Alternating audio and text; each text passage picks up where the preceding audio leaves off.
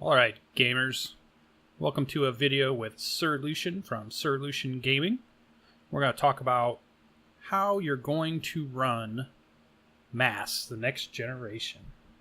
So this is a cool game that I picked up at Gen Con 2017. It is written by Brendan Conway. He was nice enough to sign my book when I purchased this or actually got this because I ran some games at Gen Con for Magpie Gaming, which is where you get the publisher of the actual RPG. It's a really great book, designed, developed, written by Brendan Conway. I also like to point out that the illustration was by Michael Lee Lunsford, art and coloring by Brooke Carnevale, layout by Daniel Solis. These were all cool people that put this really sharp book together, and I think is a wonderful game to sit down and play with your friends as a one-shot, as a campaign, lots of different ways. But this video is going to cover how would you like to run, or how will you run, a one-shot of Mass, a new generation. I keep saying next generation, but it's a new generation. So let's talk about how I think you should run the game. I think the first thing you really want to focus on is the very first time you run this. Try to run it as it's written, right? So the idea is eventually you may want to change some things. Eventually you may want to homebrew some stuff.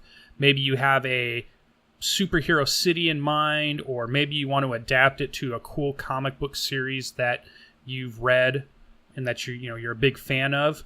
But I actually caution you to wait and not do that until you've run it the way it is written. Because I think this book really does justice to what Brendan was trying to build. He was trying to build a game, a feel for a type of game that he would really enjoy, and he thought others would enjoy, and the rules match that. So you can kind of tell that there was already a vision on how these rules would work, and he made those and sculpted those so that they kind of give you this very specific toned superhero RPG. And I think that's what we're going to talk about. So to start it off, I like to have my players all sitting around the table. I like to introduce myself, tell them a little bit about my gaming background and how much I like gaming. I like to find out about them, their name, and why they want to play the game or other games that they've played, just to get an idea of the type of players you have sitting at your table, and just kind of to start that personal contact with them. And this could be for people that you already know, or maybe this is for people that are completely random, or maybe a mixture of both. After that, what I like to do with Mass, before I hand anything out, before I give them character sheets, before I hand them the book to read, what I like to do is I like to grab the book and I like to start on page 8, and I like to read a couple paragraphs. I like to read a couple parts of this book to start building the mood, so they have an idea of the type of game that we're going to be running and the type of game that we're about to play. So on page 8, there's a paragraph, and you can find it in the book if you've got your PDF or your book open, and it's a little ways down on the page, and it says, "Masks is first and foremost about a team of young superheroes. They're friends, rivals, love interests, allies, and always teammates. Joint stars of their comic and superheroes. They're young, they've got abilities that make them special, they wear costumes, they use code names, they save people, and they do it together. They're growing up in Halcyon City, a place with plenty of older supers who provide endless clamor of voices telling them who to be, and these young heroes are all trying to figure out their own way. All of these pieces are key. You might have awesome story ideas about the premier team of superhero, or a crazy group of misfits on a spaceship, or a genetic superheroes fighting to protect a world that hates or fears them. But Mask, as it's presented in this book, isn't written for those stories. You'll find pieces of those tales, but the core of this game is different. If you're here because you love stories about young adults where everything feels heightened, like it matters more, If you're here because you love stories about growing up, the transition from something smaller and self-focused to something new and interesting and capable of changing the world. If you're here because you're excited about a game exploring identity and self-image in the face of others' influence.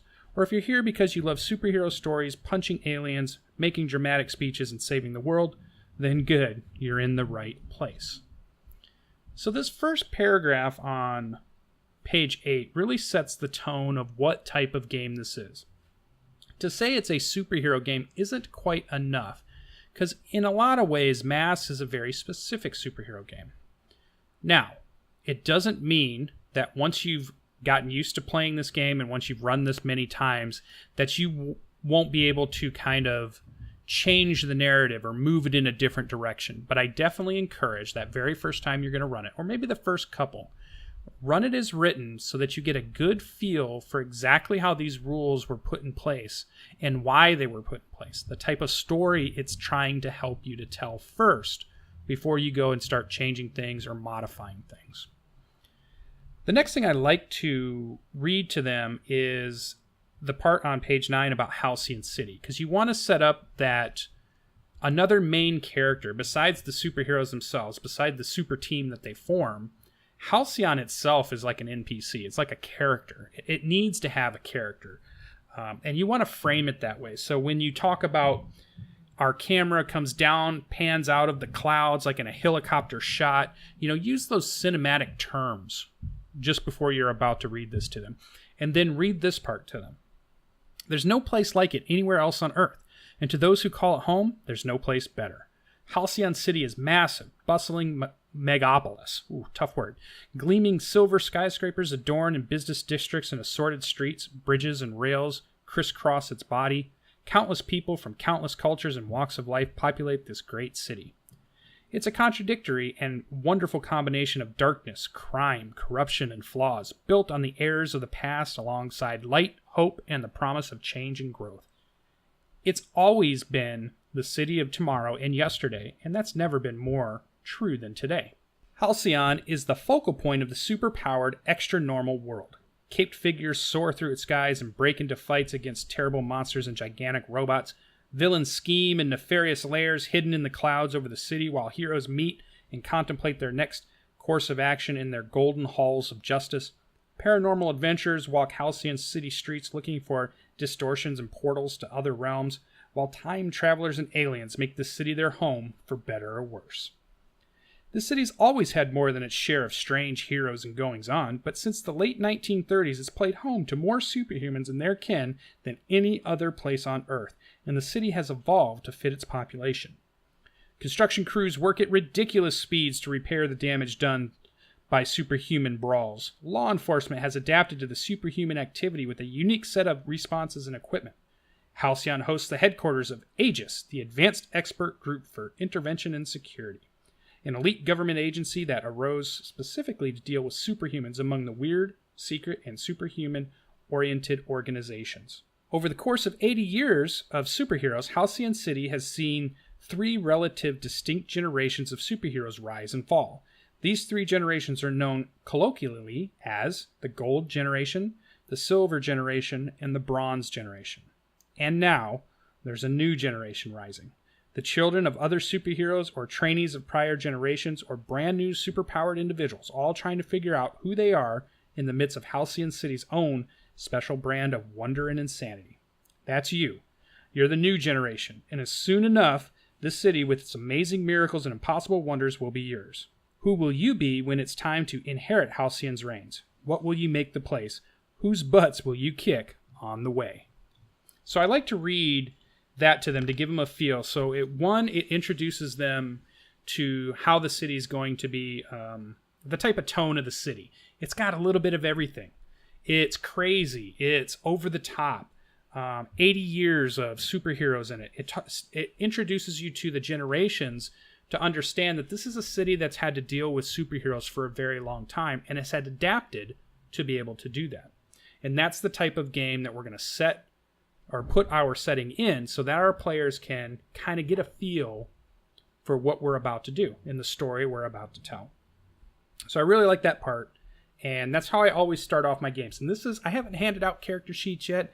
I haven't told them about playbooks or rules, any of that stuff. This is all just setting the tone in the very beginning so that when they get to character creation, hopefully you've got their minds in the right frame of mind or in the right space for them to be creative to build something that fits within this setting.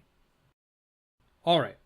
I'm going to assume that you've already read page 12, which tells you basically the things that you will need to play the game. Talks about pencils and papers, dice, and those kinds of physical things that you will need to go ahead and run this game for your friends or the people at the table. I will like to point out, so I won't actually go over that in detail. You can go ahead and read that from the book or the PDF. And I do like to read or remind myself of page 13 where it talks about why masks, how the name is there, and what it really means. There's a lot of meanings to the word masks, which is nice. But the last thing I want to do to set my tone, which is what all of this has been about, is just setting expectation, setting tone, so that we can then move into character creation. There's a part on page 36 that I think it's important for you to read also to the players, or at least paraphrase. You maybe not read it as it is, but at least get the point across that we're about to play masks, and we are going to be playing a story where we are a team. All of you chose to be here. All of you chose to be a part of this team. We want to make these things clear so that everybody understands this is the type of game we're going to play and how to make their characters fit into this narrative. Now, eventually in a different game or after you want to kind of change things around, homebrew it, you definitely can change this up. But this first one, or the first couple again, make sure that they know they all have chosen to be here. They're all on a team. They're not killers. Okay. You aren't illegal or openly hunted yet, so it's not like you're in hiding quite yet. It's not like, there's some authority coming after you at this point. But you also are not beloved. So it's really about the beginning of a superhero group who's come together, isn't quite known yet, isn't hated or loved, but are definitely not anti-heroes either. Not for the first story, okay? These are the things that you want to make sure you're able to set the tone, set the expectation at the table, so that the rest of the game is going to flow pretty smoothly for you. If you put this groundwork in the beginning and you get the player buy-in at this point, it's going to make your job easier running this game. So that's the first thing we're going to take a look at. This is part 1 of being a GM for masks or running this game. The other parts of this series are going to help you understand how to do character creation.